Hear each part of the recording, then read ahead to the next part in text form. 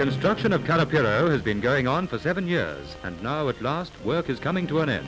The dam is almost ready for flooding, and final preparations are underway.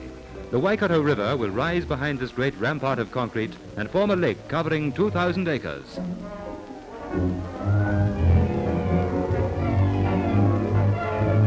The concrete is sealed off with tar, and the tunnel intakes are cleaned up.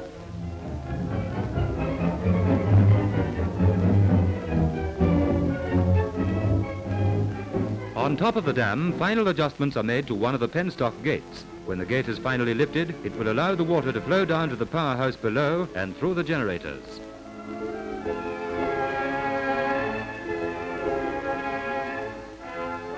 The closing of the diversion tunnel is the first act in the great drama of the flooding of KARAPIRO.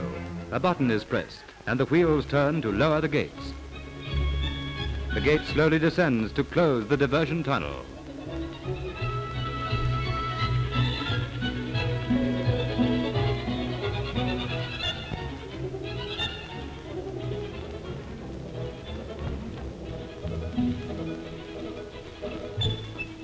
Upstream from the dam, a new bridge has been built over the top of the old wooden one, which will be submerged.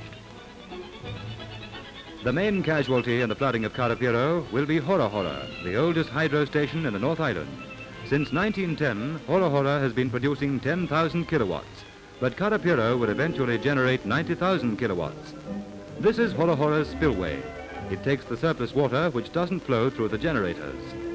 For the last time, Hora generators are sending their kilowatts into the North Island power system.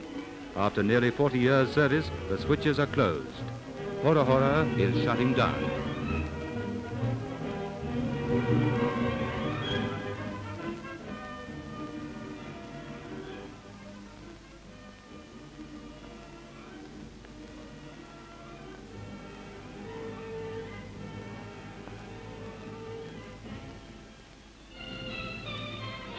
Gates are dropped to stop the flow of water through the powerhouse, and now the whole of the river is rushing over the spillway.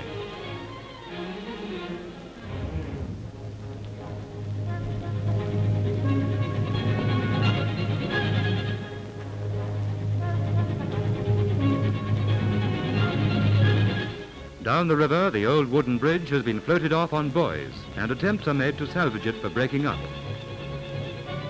The lake will cover the main road, so a new highway has been built on a higher level.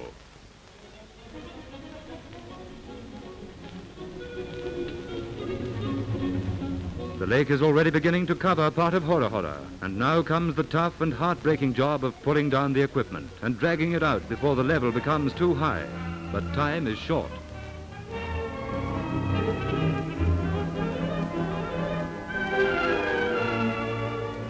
The lake water rises.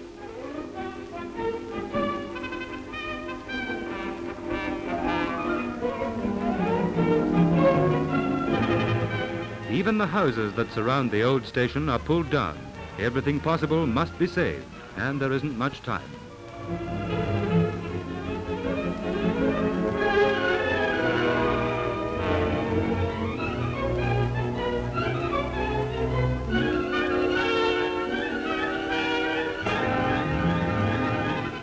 The men haven't stopped work for 48 hours, but the last pieces of equipment are coming out.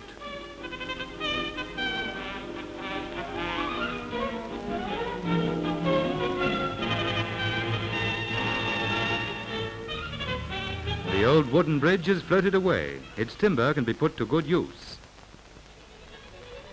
At Hamilton, the closing of the KARAPIRO diversion tunnel has sent the river to an unusually low level, and the city engineer has a problem in keeping the water supply going.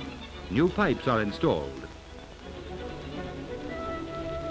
But beyond KARAPIRO, the lake is a magnificent stretch of water, reflecting the cloudy sky like a mirror.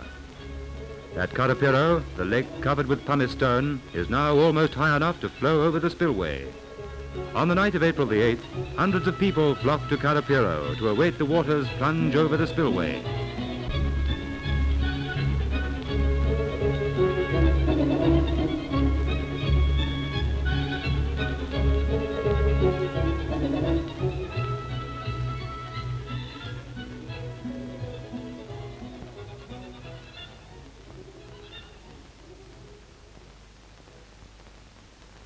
The first trickle of water comes over, then a steady flow.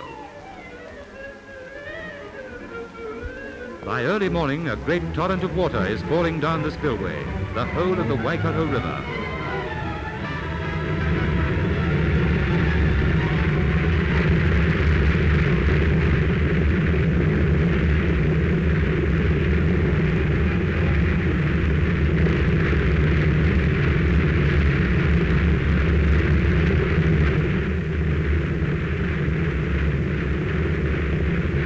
Back at Horohora, the last removal is made. The roof of the powerhouse is taken away. It's the end of Horohora, but it's the beginning of Karapiro.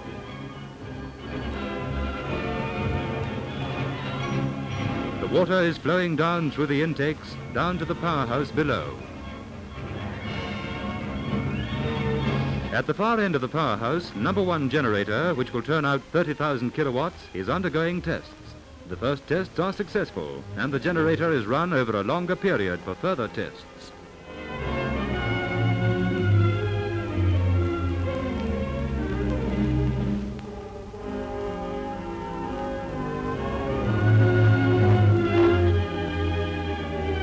From the station control room, new power is already being sent into the North Island system. In 6 months, the authorities hope to have the whole station underway and generating 90,000 kilowatts.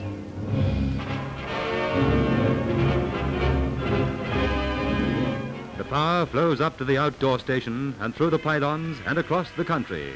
But Karapiro is only the beginning of a great scheme to harness the whole of the Waikato River.